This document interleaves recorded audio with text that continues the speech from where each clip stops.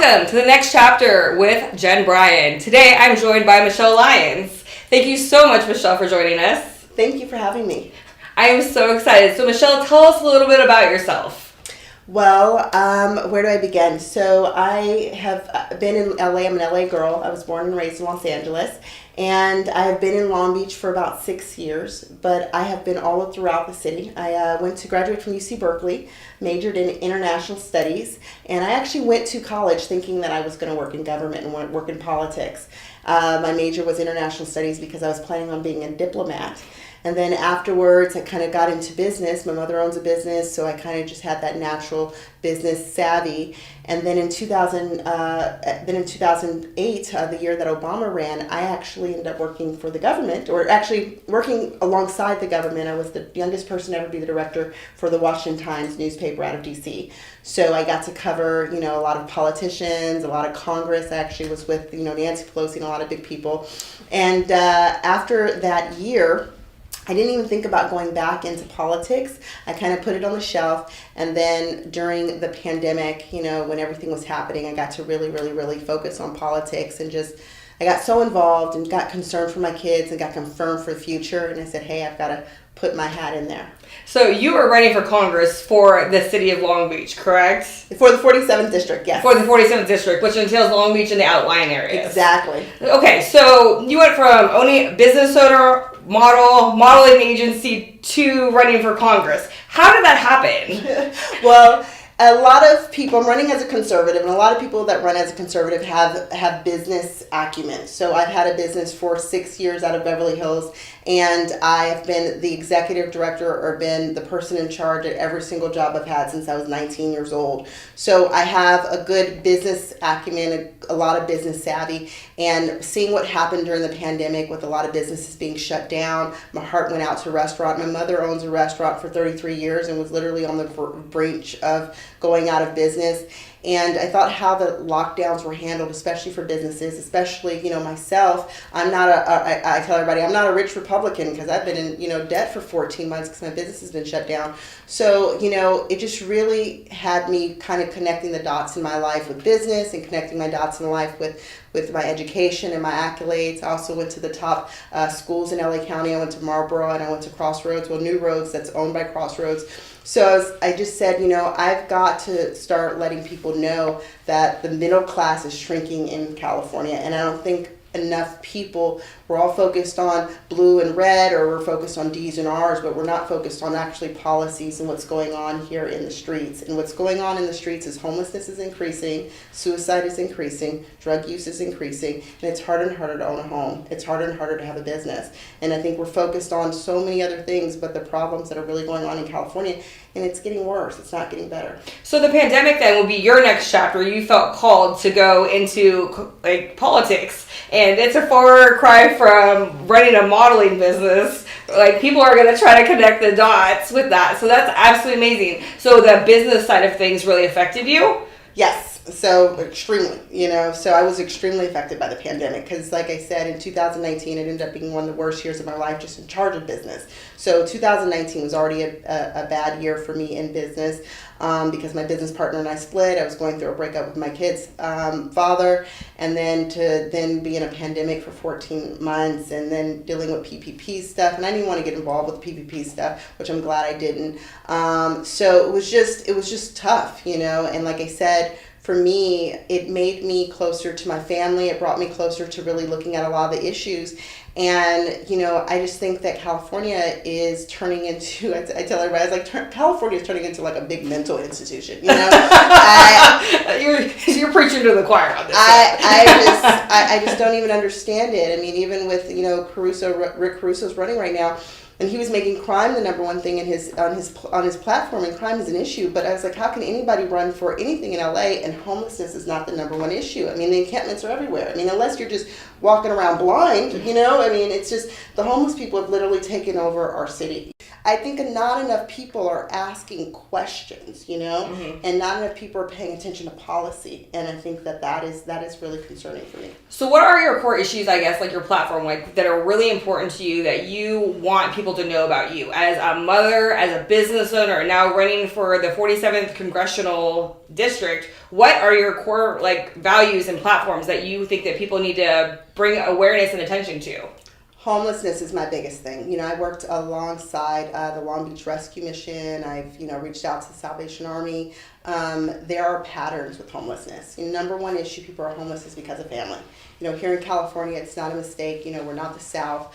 We have very poor family values. People are very selfish in the state of California. Too many people are selfish, and it's crazy that we're a blue state. We talk about all this we, but no one ever cares about their own family. You know what I'm saying? So we've got to really start to care about our families. The family dynamic needs to start being first. And here in California, I find out of every state I've ever been to where I find that family dynamics are kind of the worst is in New York and California, and this is not good, and a lot of people that are homeless, the first thing they say is that their family put them out. They have no one to rely on, they can't even talk to their mom, can't even talk to their dad, and when do we start to ring the alarm for what the real issues are? The real issues is that our families are being decimated, everybody's becoming super self-centered, and I went to it really kind of started to dawn on me because I went to Berkeley and I did some classes at Harvard, and I still have a lot of friends that are very astute and very well educated and have these great careers, but I don't know how many of them I want their lives, and it's like, I went to one of my friends, she turned 40, and no one at her birthday party had children, and it hurt my heart, and these are things that I think everyone should be able to experience, so I think that until we start to realize that sometimes we've gotten too much about the money and we've gotten too much about, all these superficial things, and we're losing like the values. And when we lose the values, who are left behind, not only are we leaving children behind, but we're also having less children, so no one's caring about the kids, it's like no one's caring about the kids. Everybody cares about themselves and everybody's all about themselves, and we've got to start to realize that we are unhealthy in California. I think and the sad thing is that most people don't even see how unhealthy we are. And the people that see how crazy we are, they're leaving. They're like, oh my God, California's nuts. So we really have to start to look at ourselves in the mirror. And I'm here on the front line. And the crazy thing is that I'm on the front line and the crazy people are looking at me like I'm crazy. I'm like, no, I'm the sanity here. You're crazy. Well, so that begs the question, can you really have it all? I guess is what it breaks down to. Because when you're talking about, if you are 40 years old and all your friends aren't having children, if you have the career, the education, can you have it all? Can you have that relationship? Can you have the kids? Are we forced to make those hard life choices and then kind of deal with the implications later? Not taking care of our mental health, not doing self-care.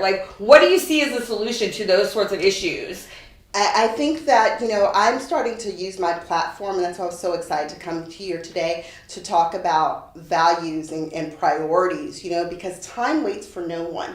I wish I looked like I was 25 again, and I dated the best man in the world. I wouldn't even have to worry about work if I really, But, when I was 25, like most 25-year-olds, all I was focused on was making money, and trying to get further ahead, But my friends who were thinking about family and things like that back then, they ended up with the great husbands and they got the big rings and they're living in their nice, drinking cappuccinos, you know what I'm saying? So the main thing, at some point, you've got to think about what are your priorities, And the good thing, what I loved about the pandemic is it brought so many people to working remote.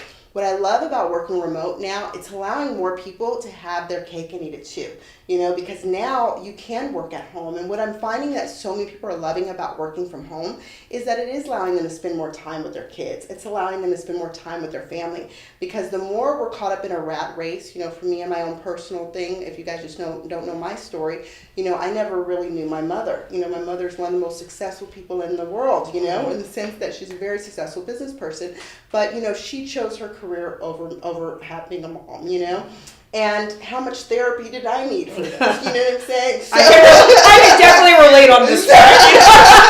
So that's a hard dynamic to overcome, though. Exactly. So, mean, again, everything has a trade-off, you know, and even me now as a business person having kids, I always think about my kids, and I always think about my kids because I know as a kid I had everything financially, you know, but the only thing I wanted was my mother, you know. So the main thing is that, and if we don't do this, you know, I have other friends that were in the same bait. I had a lot of kids in high school that committed suicide who had, you know, I grew up very privileged, you know, so I don't hide from it. You know, kids that have big mansions and had Ferraris, and yet they're committing suicide.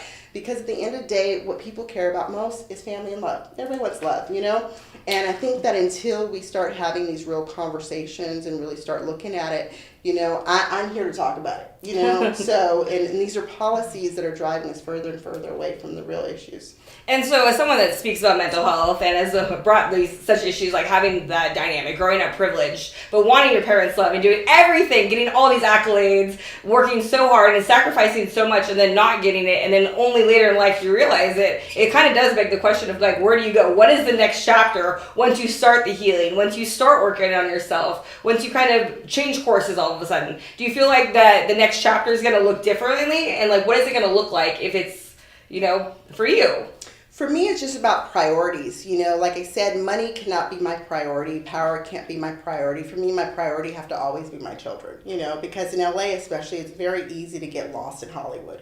I call it getting lost in the sauce, you know. You get so lost in the fame, the money, the glam, you forget about everything that really matters. And then by the time you realize what really matters, you know, there's just so much that's lost, you know? Yeah. So it's like, you know, I really, really, really just try to, I think one thing that's really great about me having the lifestyle that I had, you know, and that's why my mom is my biggest blessing in my life, is because it's grounded me, you know, to where I don't get to, you know, I have all the celebrity friends and I have all the rich friends, but what they all really love about me is I'm their conscience, you know. So I'm going to be the person. It's like, have you checked in on your kids, you know, or what are you doing? How, you know, what does this really mean? You know, I'm going to be the person to say, hey, you know, you need to go ahead and take care of that for your friend, or you need to go do that for your friend, you know. And I'm that friend to really ground my friends, you know, because a lot of them do get caught up in so much of the lifestyle that they forget about the basic thing that really matters, which are friendships and family.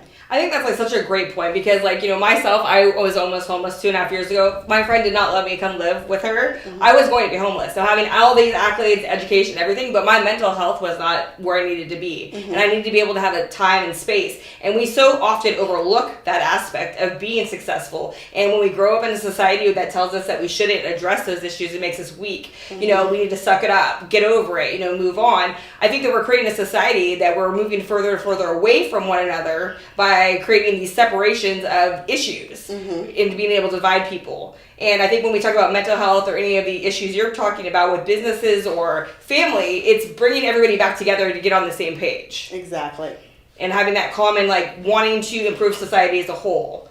Yes, and until we start to really address what the real issues are, because right now what we're having in society, what I see happening is we have people with issues that are leading the way. We have people with issues that are being put on the biggest screens, that are being told they're role models, that are being told that they're the people that everybody wants to be. So we actually have people who come from normal homes and come from good upbringings aspiring to be dysfunctional. You know what I'm saying? So, and this is what's wrong with society. You know, we're not putting the people who are normal up on the pedestal, putting them on TV. We're not putting them and making them stars and celebrities. So it's just confusing everybody, you know? So the main thing is that we need to get grounded, and we need to start having more people that are grounded in the spotlight, you know, and that's how we're going to make a healthier society, because I almost feel like we're becoming a weaker society because so many more of us have these issues. And it's what's happening is that the balance between the masculine and the feminine is all off in society. You know, the women are becoming men, the men are becoming women. And I'm not even talking about transgender.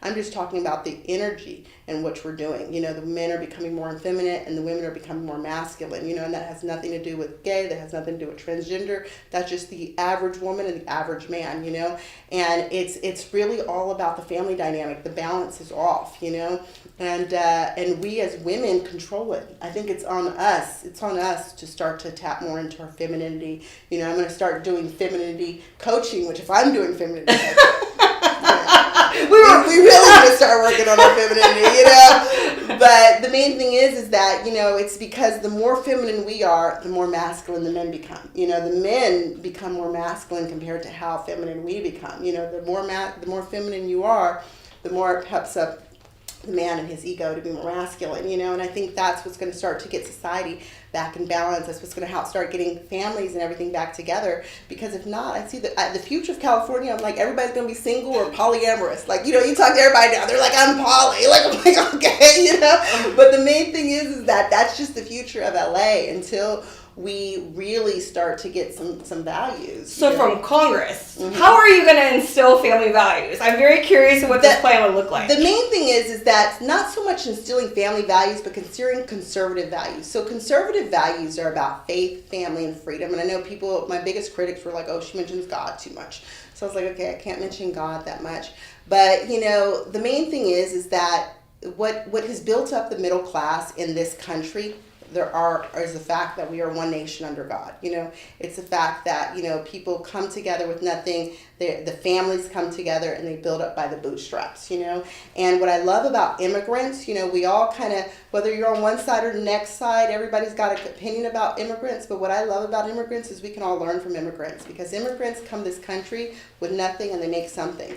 And what they do is they all come together as a family, I had a roommate who was Ethiopian, and I remember we were kind of arguing because he moved in his whole family. I was like, you didn't pay for this, But the main thing is that they all kind of came together, and it was all about us coming together, helping each other out. And now, they've got houses and they've got beautiful cars, but they all helped each other out, And you don't necessarily, we make such a big deal about education. Education is important, but the family dynamic is everything. Because I have friends that went to Harvard who are still struggling, But if Donald Trump is your father, then you're not struggling, Because again, it's all about the family, So if you guys can all help each other out. I mean, I know the owner of Tito's Tacos, none of them even have degrees, but guess what? They have like 10 restaurants, Everybody's coming together, everybody's helping each other, everybody's making it happen and things like that. That's that support system. What we want from the government really is if we were all a healthy society, we would all be getting that from our family and our community. That is really what we need, are stronger families and stronger communities. So, Michelle, where can people find you if they want to learn more about you?